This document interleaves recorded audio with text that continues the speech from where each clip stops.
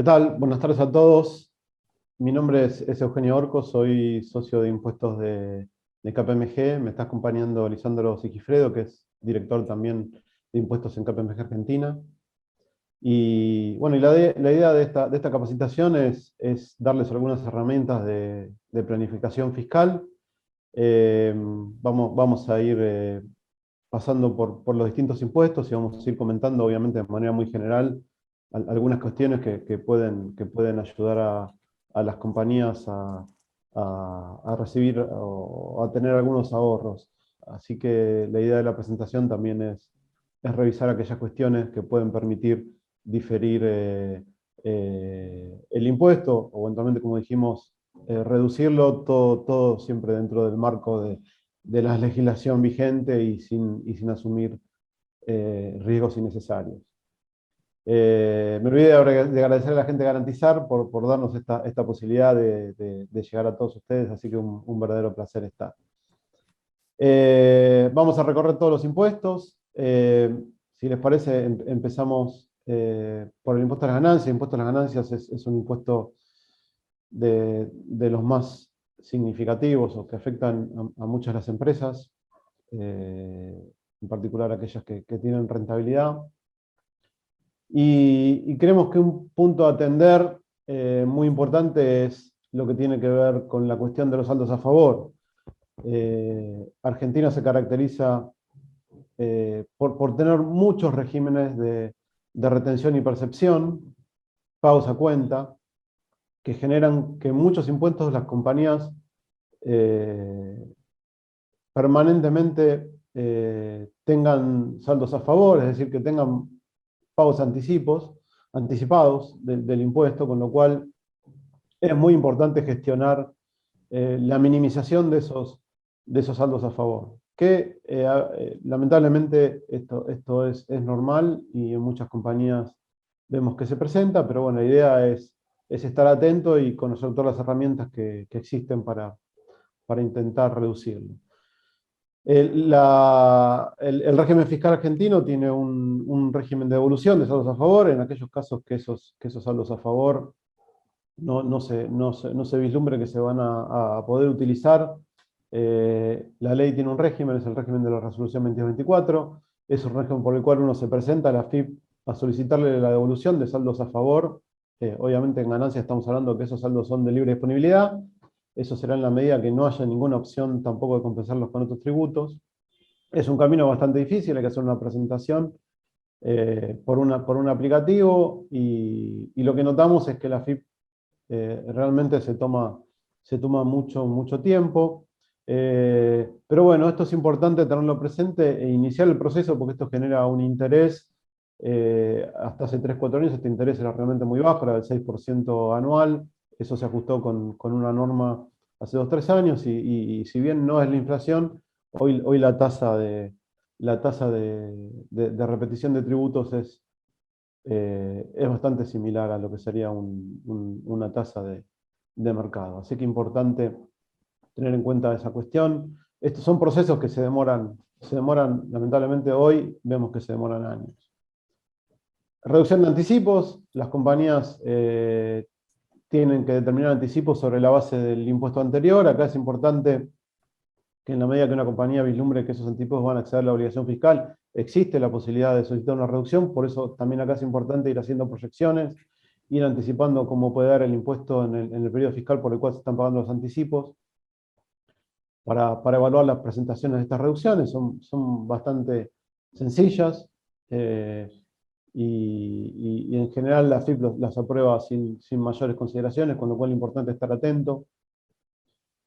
También se pueden pedir solicitudes de no retención cuando el impuesto o cuando las retenciones vayan a exceder el impuesto estimado.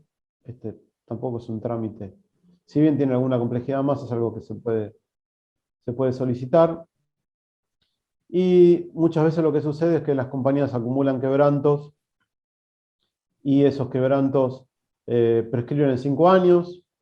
La ley establece que existen quebrantos generales y específicos. Específicos son porque solamente se pueden utilizar contra ganancias provenientes del mismo tipo de operaciones, como pueden ser acciones, títulos o ganancias de fuente extranjera, con lo cual es importante estar muy atento. A veces hay posibilidad, después lo vamos a ver, de generar alguna operación para utilizar esos quebrantos que están por prescribir, es decir, la posibilidad de adelantar utilidades de ser necesario para utilizar esos quebrantos.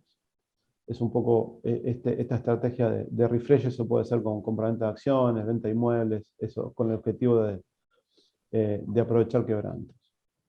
Bueno, otra alternativa es en la medida, en Argentina no existe la consolidación fiscal, es decir, un grupo económico que tiene varias compañías, cada compañía a los fines de impuestos a las ganancias es un sujeto independiente, y muchas veces lo que sucede es que hay compañías del grupo que están con quebranto, otras con utilidad, con lo cual acá siempre es importante evaluar si desde la operación es viable las reorganizaciones societarias que, cumpliendo ciertos requisitos, son libres de impuestos. Eso lo que significa es que las transferencias de los activos de una sociedad a otra no tributan y que a su vez se pueden transferir los quebrantos.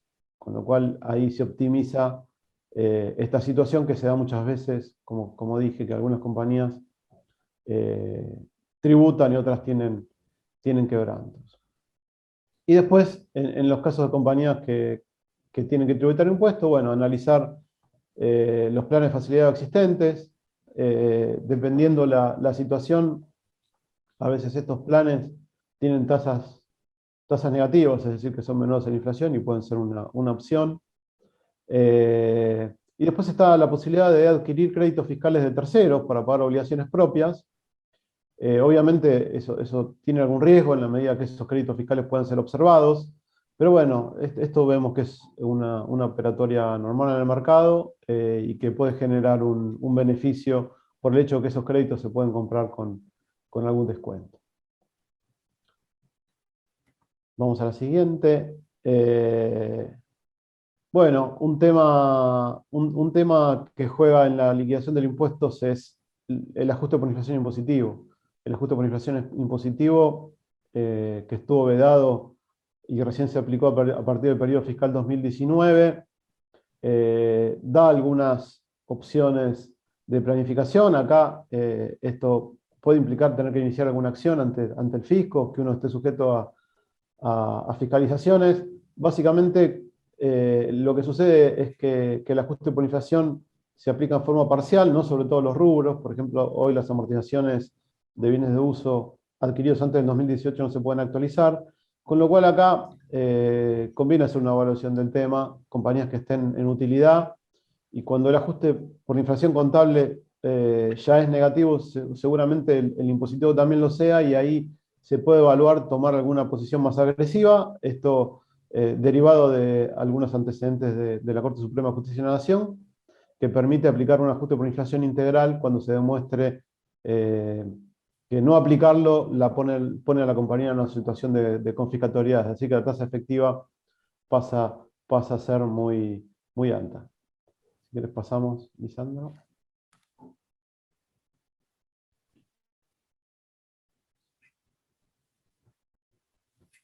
Bueno, y algunas alternativas que se pueden evaluar es, por ejemplo, un cambio de cierre.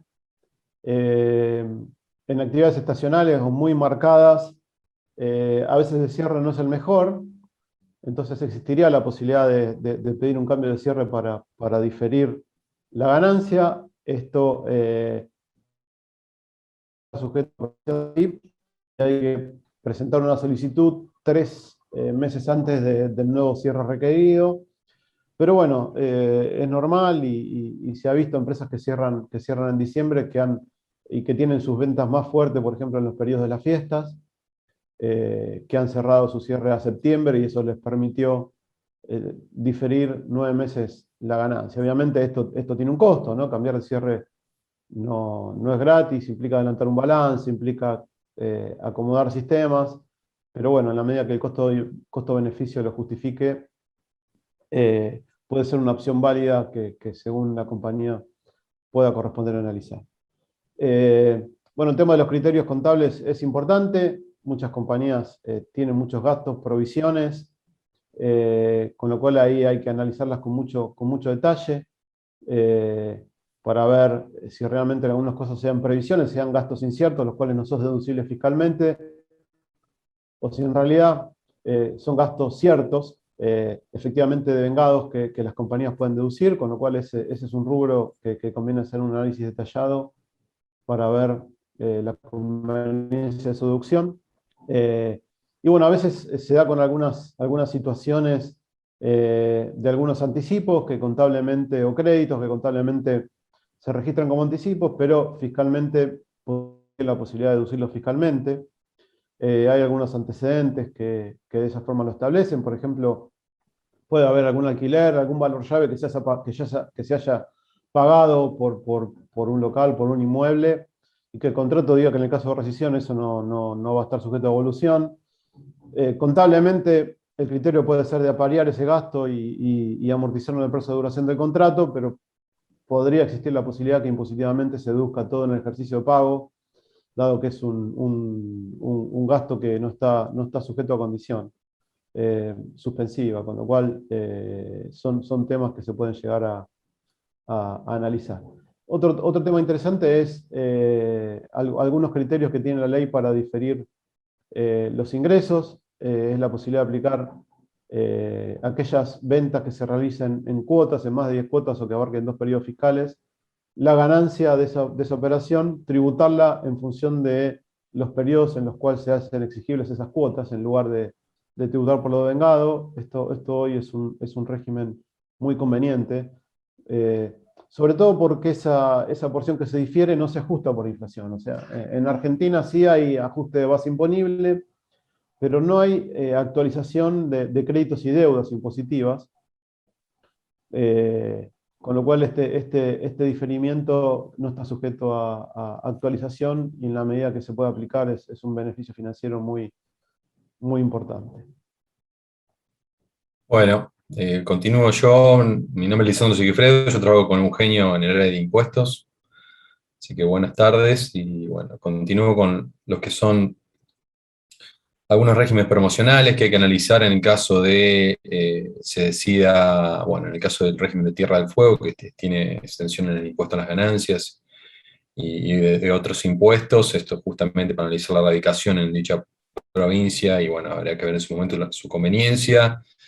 La Ley de Economía y Conocimiento, que establece para determinadas actividades reducción del impuesto a las ganancias importantes, dependiendo del tamaño. Para el caso de empresas pymes, tiene una reducción del 60% de la alícuota, o sea, tiene una promoción respecto a un otorgamiento de un crédito en base a las contribuciones patronales otorgadas. Tiene distintos beneficios justamente para compañías, ya sea pymes o grandes, que encuadren en las actividades que contiene esta ley, particularmente compañías de software, de biotecnología, de servicios profesionales que se exporten. La verdad que es una ley que justamente requiere también el cumplimiento de determinados requisitos y la presentación ante los organismos estatales de mucha información, pero bueno, los beneficios impositivos son importantes, o sea que corresponderá analizar si ustedes pueden encuadrarse en este tipo de ley, en este registro de empresas de economía de conocimiento. Después existen algunos otros regímenes particulares, como son de biotecnología moderna, energías renovables, son puntualmente para actividad, o sea, claramente en el rubro en que están, nacional, provincial.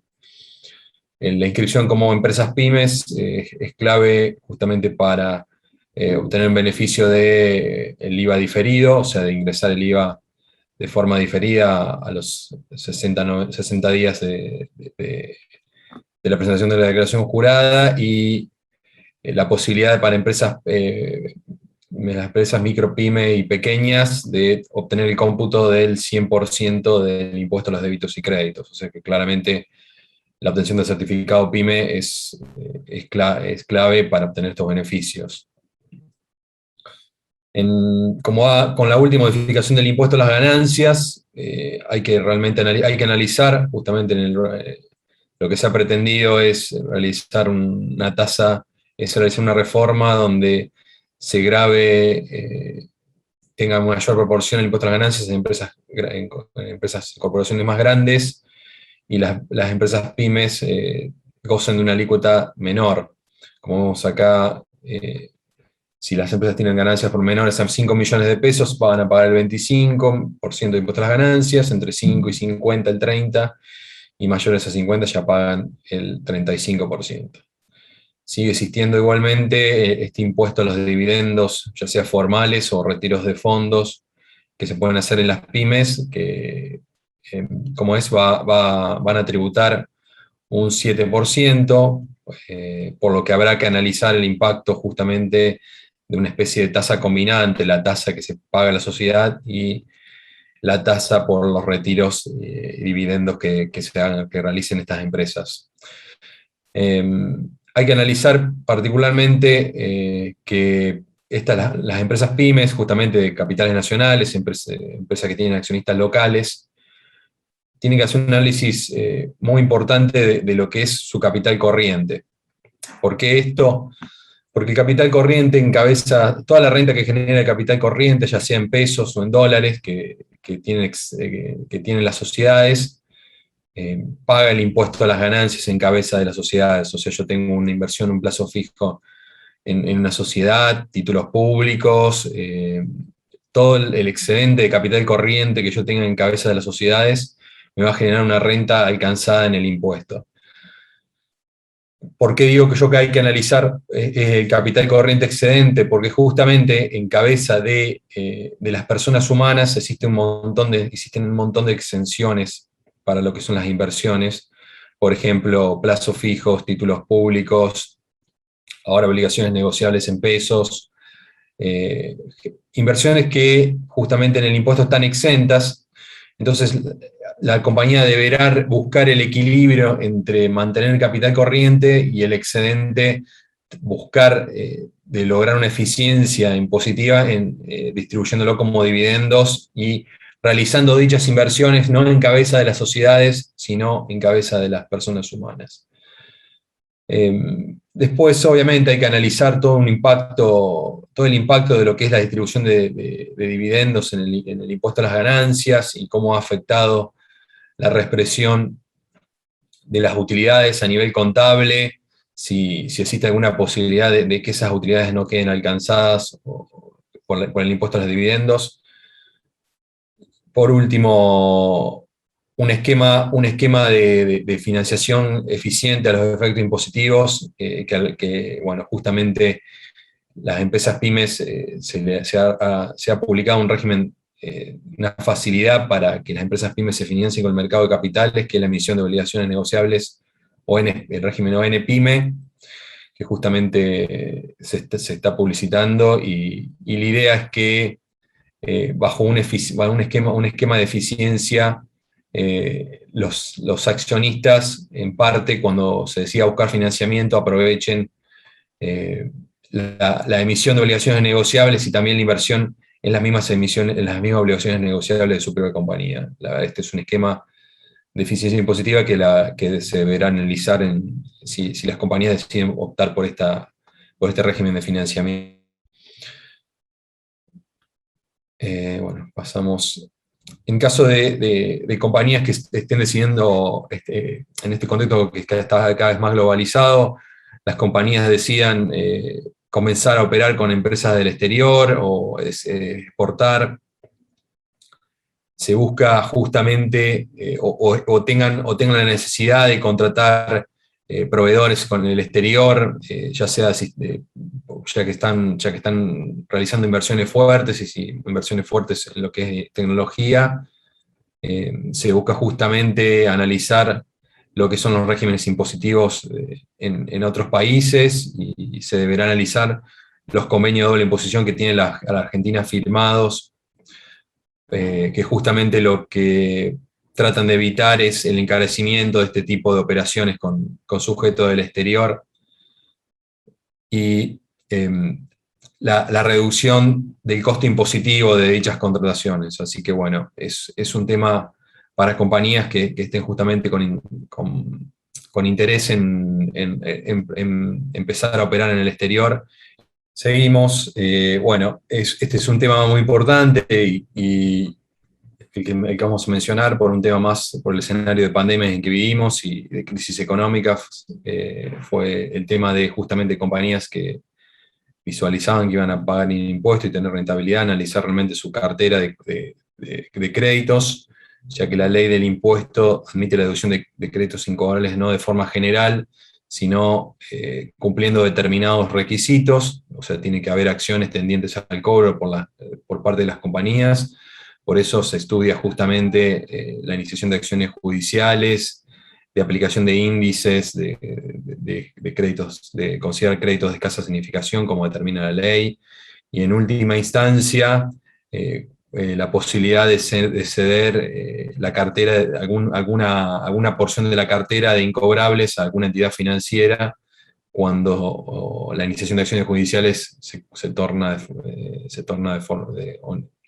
vuelve onerosa.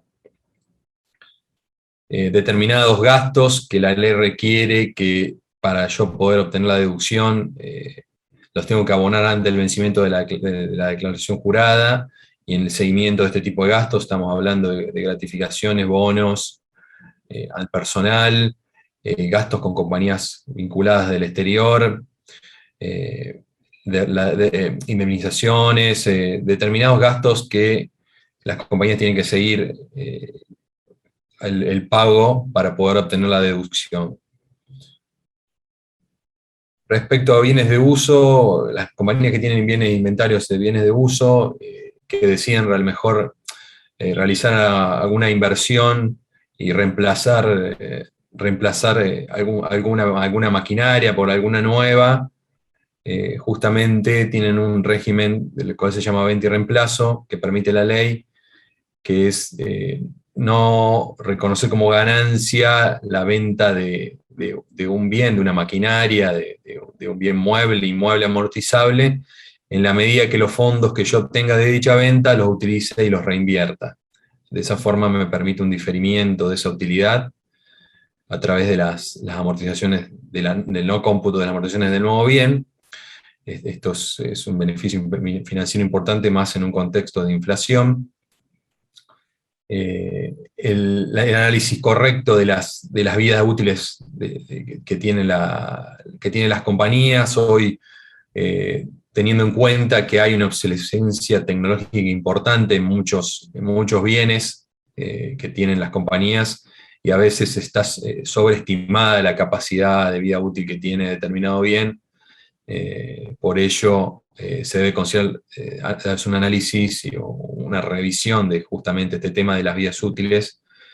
La posibilidad de adquirir bienes en leasing, lo cual de alguna forma me permite que los bienes que yo adquiera en leasing, o sea, el leasing es en definitiva un contrato en el cual yo alquilo un bien con la opción a comprármelo en el último mes del contrato. En definitiva, los plazos de contrato los plazos de contrato de leasing son menores a los plazos de amortización de los bienes, entonces lo que me permite de una forma indirecta es obtener una amortización acelerada de los bienes que estoy adquiriendo. Igualmente esto se deberá analizar no solamente desde el punto de vista impositivo, sino de las tasas de financiamiento que se están otorgando actualmente para la compra de maquinaria, de bienes de capital. Es como todo, alternativa o cuestión impositiva, se tiene que analizar también, en definitiva, la totalidad del impacto financiero que tiene. La posibilidad de destruir bienes de usos que actualmente no estoy usando, que he descartado, y que tiene una vida útil y que tiene un valor residual importante, tiene un costo importante. Esto es particularmente una opción para algunas compañías. Y por último, la ley de moratoria que salió en agosto, lo que sería la modificación de la ley de moratoria que salió en agosto de 2020, le permitió como beneficio a contribuyentes cumplidores, le está permitiendo hoy obtener una amortización acelerada en la medida que se cumplan determinados parámetros de haber cumplido en forma, pagado en tiempo y forma impuestos de 2017, 2018, les permite la amortización acelerada de Si son bienes nacionales, en 2 años, si son importados en 3 años, y si son obras de infraestructura, les permite reducir la vida útil en un 50%. Esto es una opción justamente bajo toda una presentación que requiere AFIP, pero va a tener un impacto ahora en el ejercicio fiscal 2021. Por otro lado, bueno, otro tipo de bienes, donde se puede buscar la amortización acelerada de gastos de organización, de investigación y desarrollo. Habría que analizar qué tipo de gastos son, que a lo mejor por bajo política contable se tienen que reconocer como activos, pero impositivamente se permite algún tipo de deducción plena en el mismo ejercicio. Respecto a bienes de cambio, bueno, justamente en compañías industriales, el problema que tienen es que determinado inventario probablemente, no en todas, tiene una rotación alta, y muchas veces justamente esta falta de rotación hace que los bienes se tornen obsoletos o pierdan valor. Entonces, en dicho caso, se debe buscar analizar cuál es el costo en plaza realmente de la venta de estos bienes con el deterioro que tienen, o porque han salido, por una cuestión de moda también, han perdido valor. Entonces, las compañías deben analizar bajo criterios donde puedan fehacientemente documentarse y probar que el valor en plaza de dichos bienes no es el mismo valor por el cual ellas los han comprado. El tema de las evaluaciones de inventario justamente es importante por un tema de que la ley no está admitiendo el ajuste por inflación de la revaluación de dichos inventarios. Entonces muchas veces esto produce que la evaluación no sea correcta, y como comentó Eugenio anteriormente, se tenga que acudir y analizar lo que es la aplicación de un escenario de ajuste por inflación integral, ya que probablemente se esté pagando impuestos a las ganancias por resultados por tenencia de los inventarios aún no habiéndose vendido. La posibilidad también de destruir bienes de cambio, ya no solamente de lo que son descartes de productos de bienes de cambio, sino, o sea, productos que no tienen valor, sino justamente que productos defectuosos o por alguna cuestión no tengan valor de reventa, y bueno, para esto habrá que documentarse. Son todas cuestiones a analizar durante el año. El problema de la planificación tributaria es que generalmente no se trabaja mucho hasta 4 o 5 días antes que vence la declaración jurada, hasta que los números duelen. Y justamente la idea de esto es de promover este tipo de cuestiones. Justamente los contadores hacemos mea culpa, porque la verdad que siempre estamos con muchos temas durante el año, muchas novedades, y este tipo de cuestiones que deberían atajarse durante el año, deberían analizarse, no se están teniendo en cuenta. Entonces, claramente esto es importante, y por eso los temas que estamos mencionando llevan su tiempo, su determinado análisis, y terminan jugando muy fuerte en la ecuación económica de las compañías. El tema de donaciones, obviamente, compañías que tienen una política de realizar donaciones y deben corroborar correctamente que los entes al cual están realizando donaciones le permitan la deducción. El tema de honorarios al directores en compañías pymes familiares es muy importante. Pensemos que hoy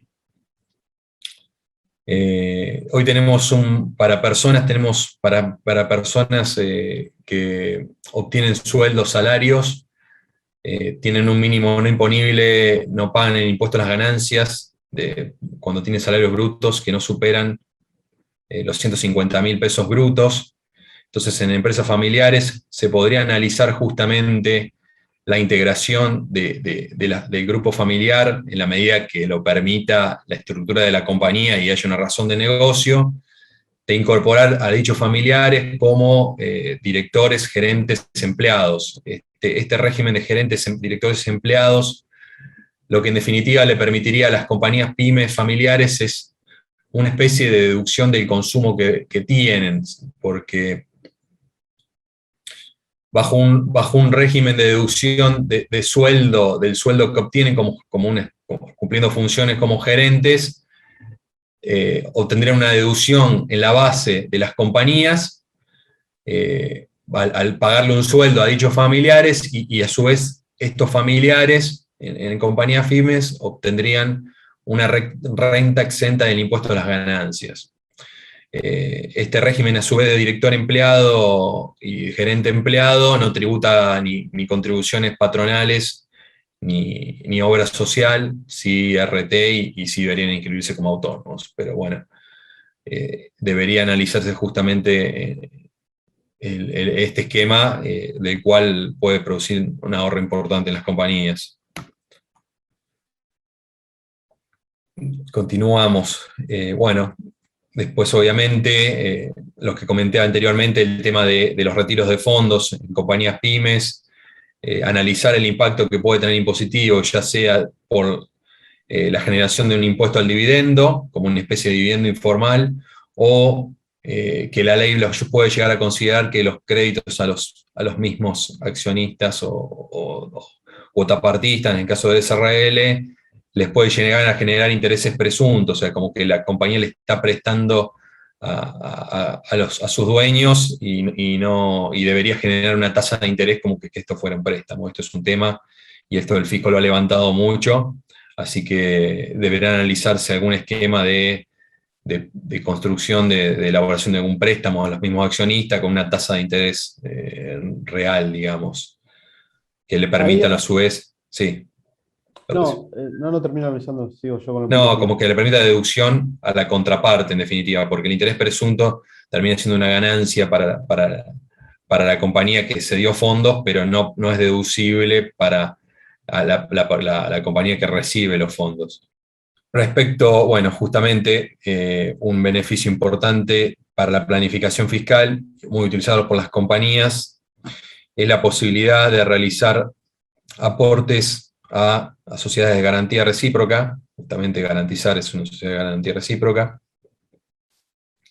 La ley le otorga un beneficio o una promoción para justamente que se generen estos tipos de aportes, el cual consiste en la deducción de un importe equivalente al aporte que se realice a estas sociedades de garantía recíproca. Las condiciones es que luego el aporte se mantenga por 2 años, desde el momento en que se realizó el aporte, para gozar de la deducción de este importe equivalente. Y bueno, depende del tipo de aporte que se realice también, probablemente algún rendimiento las sociedades que realicen aportes puedan tener, ya que las sociedades de garantía recíproca terminan invirtiendo los fondos. Es interesante esto de evaluar muchas veces, como solución, llegando al final del cierre del ejercicio, realizar este tipo de aportes. Muchas compañías lo realizan.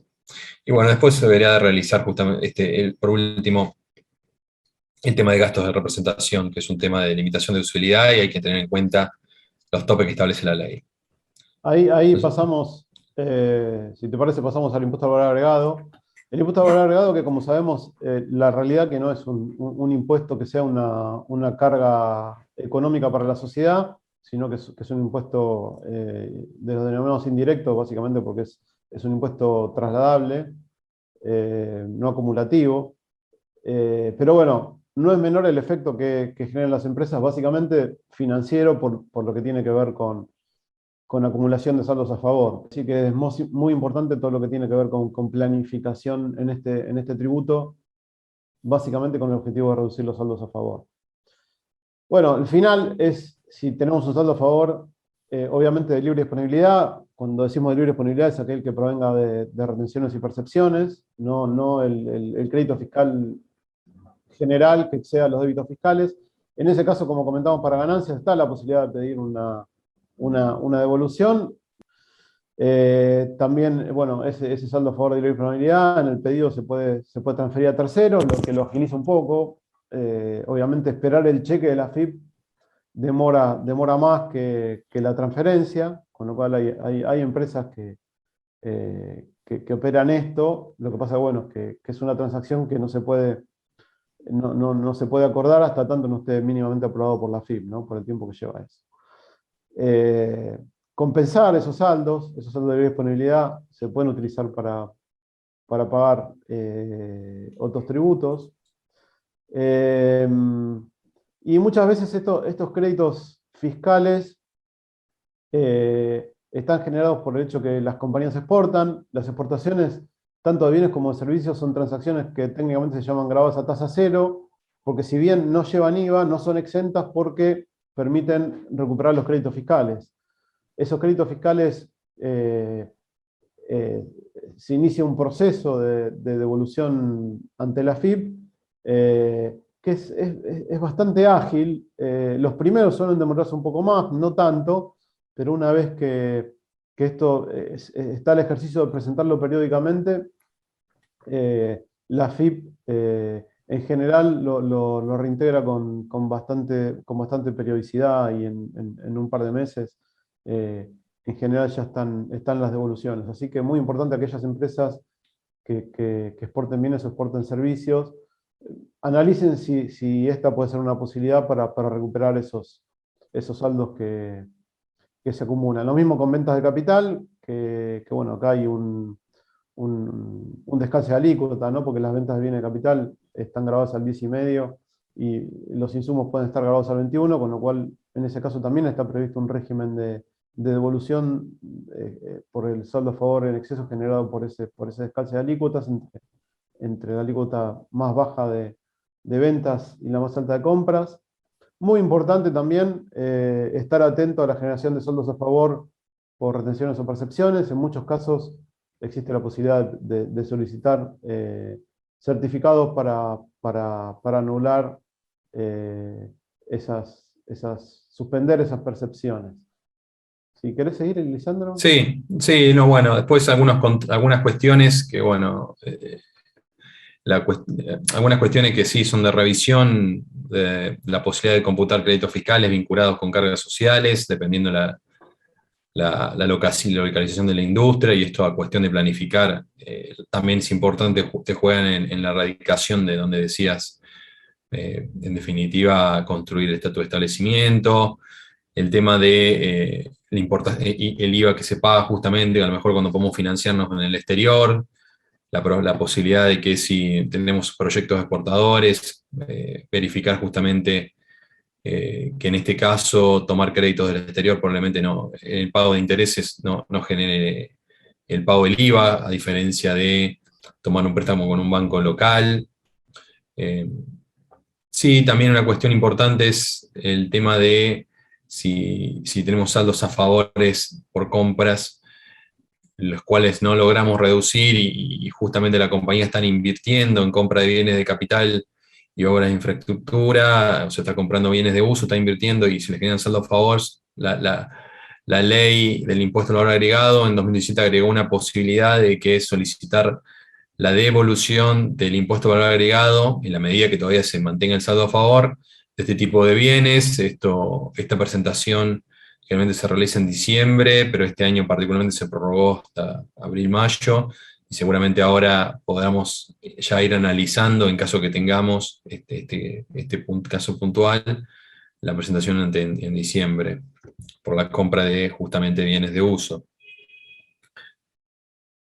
Bueno, el tema particularmente de algunas actividades, como es la actividad agropecuaria, la posibilidad del pago anual del impuesto y tener en cuenta las cuestiones para poder continuar con este beneficio.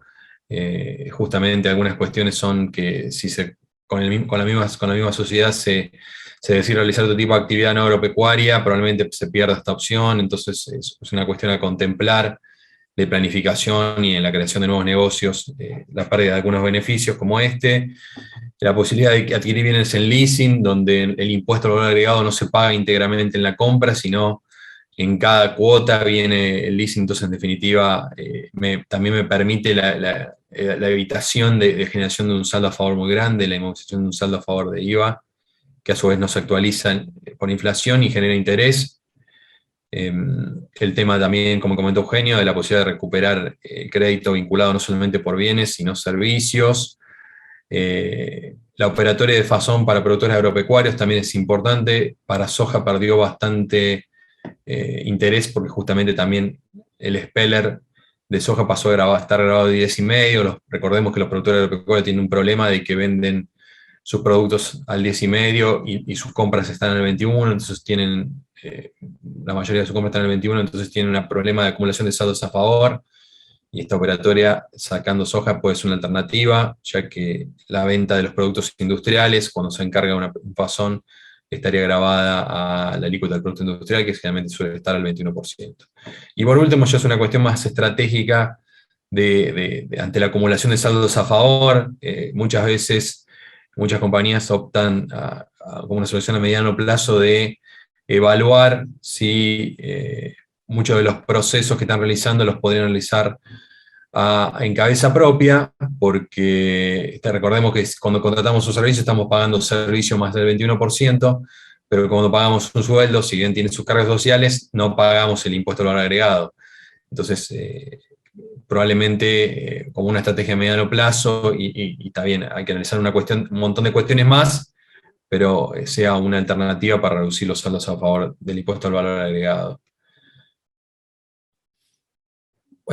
Bueno, pasamos al impuesto sobre los ingresos brutos, que este sí tiene impacto en la ecuación de la compañía. Es un costo que impacta en el resultado de la compañía, y en caso de impuesto de ingresos brutos, el mayor problema que vemos es justamente, no es un impuesto en el cual se puede realizar mucha planificación, ya que es base por alícuota en general.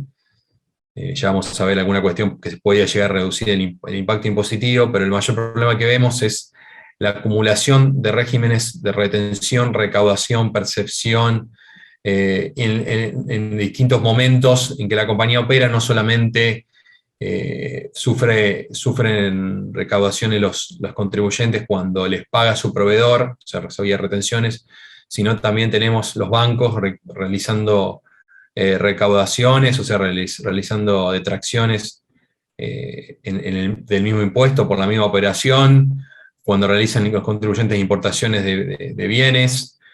Ello ha llevado a que el impuesto se termine convirtiendo, todos estos regímenes generen saldos a favores importantes en los contribuyentes, que son de difícil devolución, es muy difícil la recuperación de recuperabilidad de este tipo de saldos a favor. Se convierten en créditos que no generan tasa de interés y equivalen casi a una pérdida. Entonces hay que tener un seguimiento bastante importante de este tipo de saldos a favor, y para ello hay distintos mecanismos justamente para evitar la proliferación, como pues desde el principio la posibilidad de obtener un certificado de no retención, percepción, en definitiva para que cualquier agente que tiene que realizar una detracción no me la haga. Para ello hay un proceso el problema es que también hay un proceso para cada jurisdicción provincial. O sea, pensemos que la legislación en ingresos brutos no está no totalmente alineadas, las provincias no tienen la misma legislación, entonces no hay una adecuación para que esto resulte más sencillo. Por eso uno se termina volviendo especialista en ingresos brutos de cada provincia. Igualmente, no solamente certificados para evitar que me realicen retenciones, sino por lo menos también que me reduzcan el monto o la detracción que me realizan. Cada provincia tiene su propia legislación. Muchas veces no es un tema de lo que establece la legislación, sino de los clientes y los proveedores que tienen mal parametrizados sus sistemas. Pensemos con clientes, personas a las que operan con muchísimos proveedores o clientes. A veces hay incorrectas aplicaciones de las alícuotas de retenciones, percepciones, a veces ni corresponden. Entonces hay un tema de seguimiento operación por operación que se torna engorroso y costoso, y lamentablemente a veces hay que ponerle el foco en esto. Igualmente en ingresos brutos es importante el seguimiento porque ya de los incobrables, ya que se permite la deducibilidad. En algunas jurisdicciones también se permite el diferimiento cuando hay ventas en cuotas a plazo. Hay que analizar jurisdicción por jurisdicción. Analizar también los descuentos sobre ventas, no cualquier descuento sobre ventas, la ley permite, los códigos fiscales lo permiten de la deducción. Esto hay que analizarlo particularmente en en el rubro de supermercados, en el rubro de industria, cuando se vende justamente supermercados, hay que tener en cuenta esto.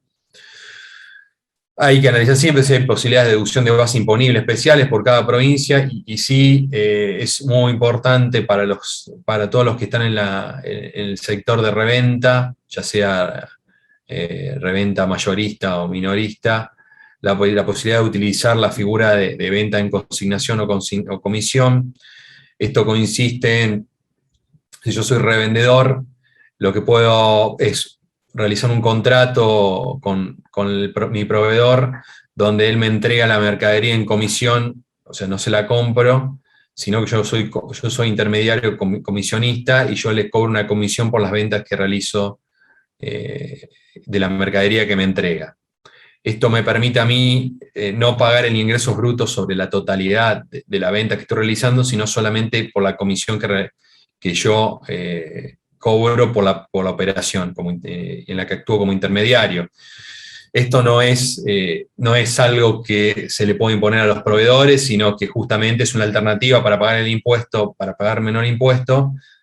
Muchas veces, generalmente la alícuota de impuestos en ingresos brutos por el ingreso por comisión es mayor, pero siempre termina siendo menor el costo operando bajo este tipo operatoria. Igualmente hay que ver justamente si los proveedores este tipo de operatoria me la admiten. No pasa a Sí, ser un tema. Sí.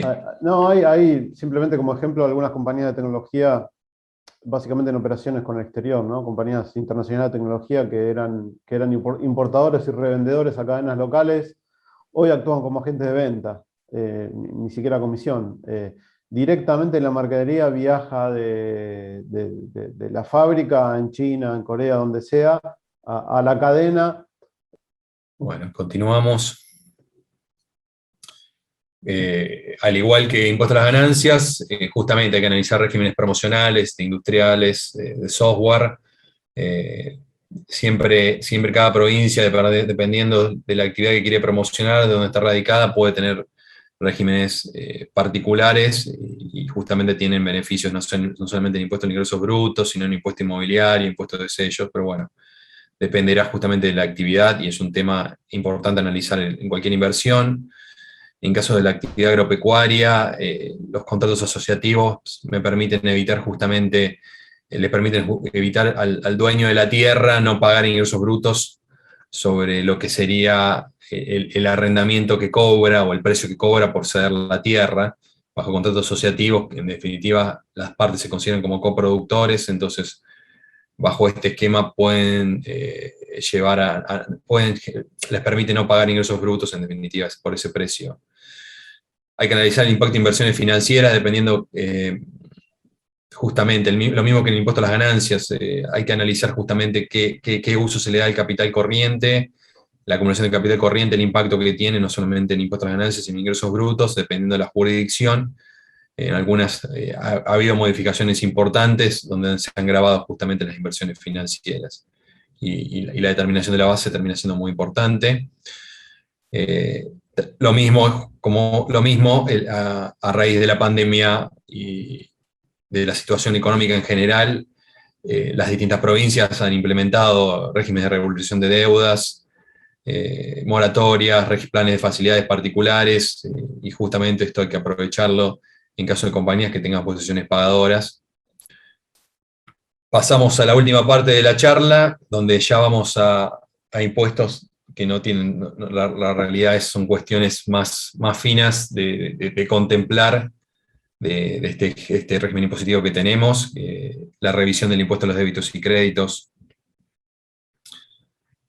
la posibilidad de computar el 33% de los impuestos, del impuesto que yo sufro en mis acreditaciones y débitos en las cuentas bancarias. Para empresas micro y pequeñas, la posibilidad de computar el 100% en la medida que yo tenga inscripción como PYME, tenga un certificado PYME. La posibilidad de computarlas hasta el vencimiento de la declaración jurada, hasta el último mes al vencimiento de la declaración jurada, no solamente hasta el cierre del ejercicio, termina siendo que la compañía pueda tener ahí una reducción de impuestos. Este control es importante. Lo vimos que muchas compañías PYME esto no lo están implementando. Y bueno, algunas tipos de operaciones que obviamente, siempre hablando bajo la óptica impositiva de la posibilidad de utilizar endoso de cheques para evitarme justamente el impuesto de débitos y créditos, o compensación de saldos de deudor y acreedores. Esto, obviamente, en la medida que tenga un sistema administrativo eficiente, porque la verdad que se pierde el control cuando yo termino realizando endoso de cheques, analizar qué tipo si tengo algún tipo de cuenta exenta o alícuota reducida. La verdad es que la ley y el decreto de la ley de impuestos sobre débito y créditos tiene numerosas exenciones, y hay que analizar justamente por la particularidad de cada actividad si yo puedo gozar de alguna de estas exenciones o reducciones. Y el tema de que debe analizar cada operatoria, y con el afán de yo reducirme, de no pagar el impuesto de débito y créditos, terminar siendo incluido bajo esta óptica que establece la jurisprudencia y la reglamentación del impuesto de débito y crédito, que son los que se consideran sistemas organizados de pago, donde yo, al sumo, para evitarme el impuesto de débito y créditos, cuando cobro operaciones con efectivo y quiero depositarle ese efectivo directamente en la cuenta de mi proveedor, la jurisprudencia ya ha determinado que al saltearme esa etapa tengo que igualmente tributar el impuesto sobre débitos y créditos. O sea que es un más... Sí, decime. Ahí, Lisandro, un comentario con el endoso. Es una posibilidad para reducir el costo. Obviamente tiene el riesgo de que hay que tener administrativamente muy fino el tema de los cheques. Tal vez una posibilidad es manejarse con canales digitales. Pero bueno, creo que el endoso de cheques puede tener una posibilidad amplia, no solo porque la compañía puede endosar los cheques que recibe de sus clientes para evitarse el impuesto al cheque, justamente, sino también está la posibilidad que la compañía a sus proveedores le emita cheques para endosar, y ahí básicamente lo que se hace en el mercado es se comparte el ahorro. Es decir, cuando por ejemplo, un proveedor de una gran cadena de retail, un supermercado, puede suceder que el supermercado habilite la posibilidad de emitir cheques para endosar, pero el supermercado en ese caso lo que pide es obviamente que ese ahorro se comparta, y esa es una posibilidad que tiene una compañía también, de emitirle cheques para endosar a sus proveedores, y que en definitiva eso redunde en el costo de los servicios o de los bienes que se reciben del proveedor. Con lo cual el tema del endoso hay que mirarlo no solo como la compañía endosando sus propios cheques, sino una visión más amplia, en el sentido que la compañía también pueda emitir cheques para endosar y comparta ese ahorro con ese proveedor. Perfecto. Bueno, y por último, ya el impuesto sobre las bienes personales, que impacta en definitiva en sociedades. Ya son cuestiones bastante puntuales, algunas, ¿no? El primer tema es, digamos, general. Estamos viendo muchos casos donde las compañías tienen que tributar el impuesto sobre acciones y participaciones sociales, y a su vez tienen saldos muy importantes en el impuesto al valor agregado, en el impuesto a las ganancias, y lo que quieren las compañías en definitiva es evaluar si se puede utilizar esos saldos a favor para compensar el impuesto. Y bueno, después el caso de sucursales de empresa exterior, que también bajo jurisprudencia de la Corte no deben tributar. Y este último punto muy particular, compañías que están presentando balance NIF, no balance bajo normas locales, determinación del impuesto sobre base histórica, lo que le permitiría no pagar el impuesto, o pagar el impuesto solamente sobre su patrimonio neto bajo norma histórica, sin todo el ajuste por inflación que se viene produciendo desde que se reintrodujo.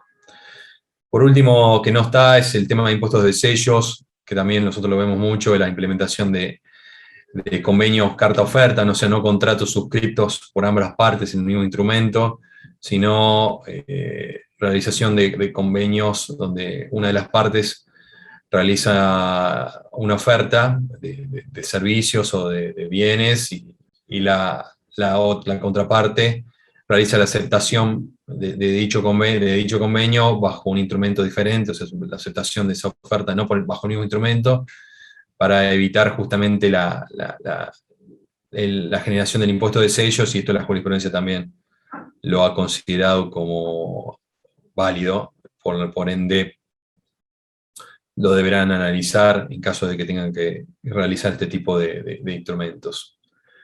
Y bueno, dimos algunas ideas generales, espero que les sean útiles. Y bueno, cualquier cosa quedamos a disposición a través del equipo de Garantizar, a quien le quería agradecer nuevamente la posibilidad que nos dan de dar esta charla. Y bueno, esperemos que haya sido útil. Buenas tardes para todos y bueno, nos encontramos en cualquier momento. Muchas gracias. Bueno, buenas tardes. Gracias.